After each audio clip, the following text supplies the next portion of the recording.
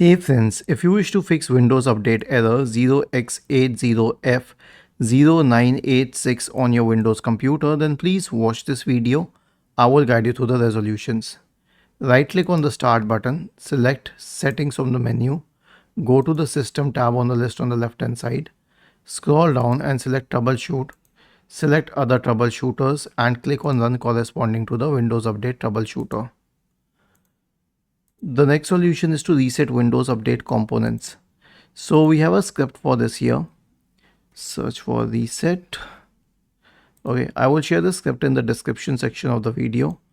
All you need to do is copy the script, search for command prompt and click on run as administrator. Click on yes and then hit enter.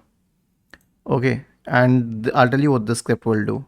It will stop all the services associated with Windows updates. It will delete the Windows Update profile. It will delete the contents of the software distribution and cat2 folders.